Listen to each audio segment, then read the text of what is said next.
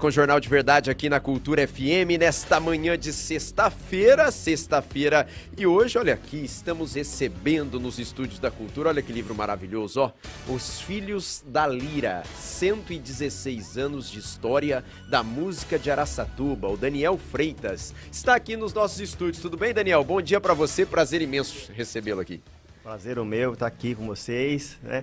Falando um pouco deste livro aí. Isso, um livro eu tava folheando aqui, rapaz, quanta história nesse livro. Ô Daniel, primeiro quero te perguntar sobre o título do livro, Os Filhos da Lira, por quê? Isso, em Araçatuba nós tivemos lá na década de 10 do século passado a primeira banda que chamava Progresso Araçatuba.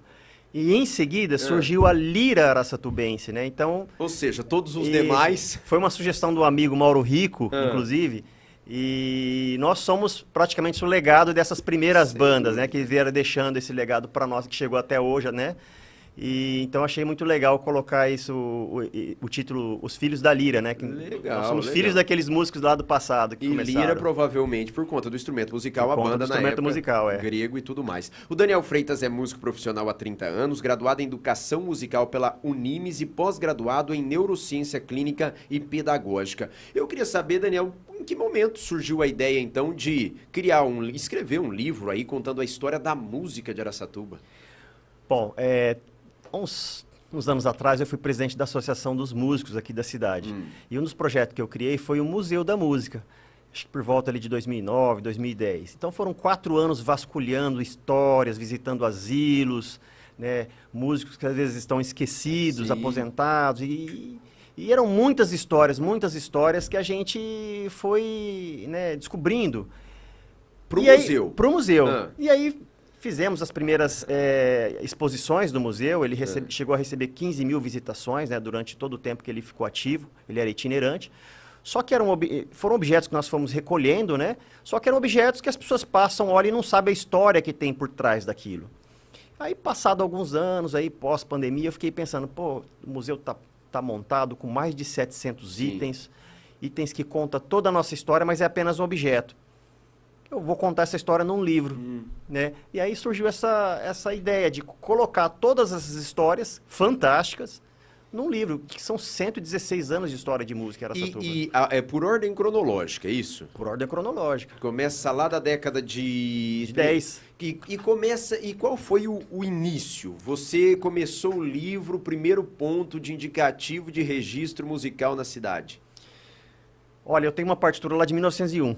1901? Eu fico imaginando, por exemplo, que quando eles estavam construindo a ferrovia, que foi, né, a cidade foi construída, foi formada a partir da ferrovia, vieram músicos trabalhar. E com isso eles trazem as partituras. Acho que o grande meios de comunicação com o mundo externo na época era a ferrovia, né? Que trazia as novidades, trazia as coisas. Então esses músicos foram descendo, foram chegando e trazendo seus materiais de estudo, né? As partituras, os instrumentos. Então eu tenho partitura lá de 1901. Olha, impressionante. E todos esses anos, eu tô vendo aqui, gente, tem menção aqui.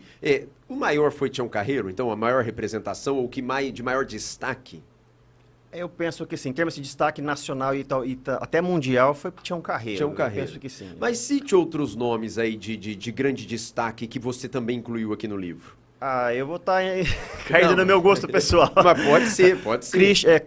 Cleito e Cristiane. Araçatuba sempre foi uma cidade que teve um viés muito sertanejo, talvez por conta da pecuária muito forte aqui, né?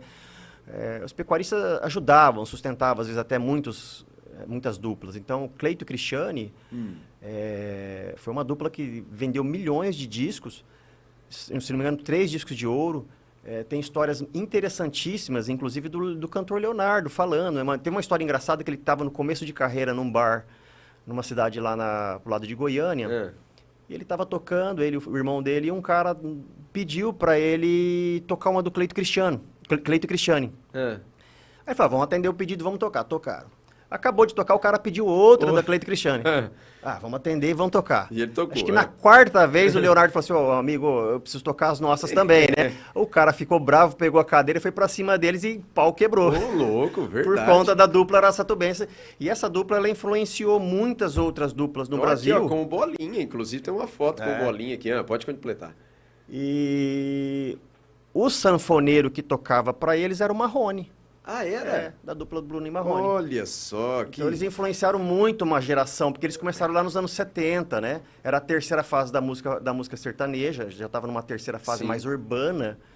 E isso influenciou, porque a música sertaneja, ela vinha de um viés mais caipira ali, mais raiz, né? Com moda de viola. Ali nos anos 70 ela já é mais urbana, isso.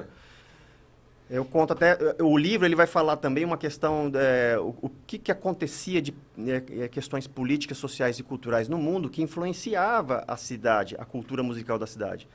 Então, por conta do êxodo rural que aconteceu muito forte ali nos anos 50 e coisa e tal, as duplas começaram a se tornar mais urbana.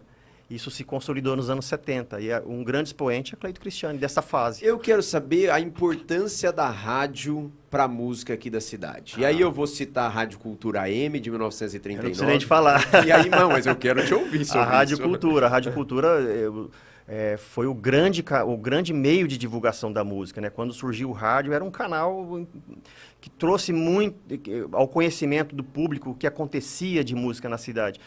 E tinha os programas ao vivo de auditório, né? Que ficava aqui na rua Oswaldo Cruz. E todos lotados, domingo de manhã. Foi onde surgiu grandes nomes da música araçatubense. Bolinha, os Astros do Amanhã, né? Os músicos como Edmundo Alves, e tantos outros que puderam começar suas carreiras ali dentro do rádio, né? E tô vendo um tópico aqui do livro também falando sobre os sambas enredo, o samba, sim. E eu vi até referências aqui ao Bola, né? Sim. O samba em Araçatuba também, o carnaval foi muito forte, né? Tem muita música envolvida, acho que nenhum estilo cantou tanto a história de Araçatuba e a história do Brasil quanto o carnaval, quanto o samba enredo, né? Uhum. Basicamente são músicas que contam histórias. E temos aí as primeiras escolas de sambas que surgem no bairro Santana. Aliás, uma coisa engraçada que acontece fazendo essas pesquisas, muita coisa musical surge do bairro Santana. É mesmo? Eu até conversei com alguns amigos sobre isso, né? E cada um tem as suas explicações, né? Uns dizem que é por conta do bairro Santana era um bairro de periferia, de muitos ferroviários. E geralmente na periferia é onde surge espontaneamente a arte, né? Sim. Diferente, a Araçatuba sempre teve essa divisão, né? A linha do trem para cá, a linha do trem para lá. Dividindo a cidade. E culturalmente também. Então, eu encontrei muito isso, assim, muita coisa, muito movimento cultural surgindo do bairro Santana. E percebo que, eu acho que isso deve ser em todas as cidades, repete-se aquilo que é destaque a nível nacional. Por exemplo, você toca aqui no assunto da década de 90, que foi a explosão do pagode em todo o Brasil, sim, e aqui em Araçatuba isso acontece. Exato. É aquilo que eu estava falando, né? Uma análise das coisas que estavam acontecendo no Brasil e no mundo e os reflexos disso aqui. Exatamente. Isso acontece, não é só o pagode, né? As bandas de coretos, isso é em todo o interior do estado de São Paulo, acontece isso, né? Então você vai encontrar uma história na Araçatuba que se repetiu, por exemplo, talvez em Catanduva. Pois é. Olha esse caso, por exemplo, da década de 90 que a gente está citando, e outros grandes nomes da música relacionados aqui nesse belo livro. Ô Daniel, bom, então vamos lá. No domingo nós teremos o lançamento oficial desse livro no Quintal Cultural, é isso? Exatamente. Explique-nos, por favor. Exatamente. Ele vai começar a partir das 7h30, né? Vou estar lá recebendo os convidados, autografando a obra. E em seguida a minha banda vai tocar, que é a banda Rádio 84. Nós vamos fazer lá um sonzinho, um repertório bem baseado nos anos 80, bem fiel. E o legal de falar do Quintal Cultural, né? Esse celeiro sempre trazendo quantos lançamentos feitos no Quintal Cultural? O primeiro livro que eu lancei foi feito lá também, que é Uma Jornada pelos Mistérios do Cérebro Musical. Já é um livro de neurociência, né? Que eu fiz em parceria com o neurocirurgião Dr. Rodrigo Mendonça. Tá aí, Os Filhos da Lira, Daniel Freitas. Quem quiser adquirir, então, inicialmente lá no Quintal Cultural domingo. Lá no Quintal Cultural domingo. Mas e depois? Não conseguir no Quintal Cultural? Pode entrar em contato comigo. Por favor, passe pelo WhatsApp, 18-99772-0792. Repete aí para quem não conseguiu anotar. 18, código, né? 99772-0792. Muita história realmente. Tô me lembrando do livro aqui que o Dr. Alceu esteve aqui divulgando, de Memórias de Araçatuba. Inclusive, você colaborou com o livro, é isso? Tem a sua Magno Martins, a gente toca bastante Luzes de Araçatuba. Magno Martins foi, acho que o compositor que mais soube teve sensibilidade para contar em uma letra de uma música as luzes de Araçatuba, aí, né? Aqui, as luzes de Araçatuba. O Tony Bonini me falava que acreditava que o Magno Martins estivesse vindo então aqui pela Rondon, a hora que ele passava Birigui, que ele via no horizonte a cidade na noite, talvez tivesse sido... Veja como é que saem interpretações assim de quem vai... Você sabe, quando eu era criança, eu vinha de São Paulo para Araçatuba e eu tinha aquela sensação gostosa quando eu via as luzes. Quando eu avistava as luzes ali passando. Nossa, eu tinha aquela sensação.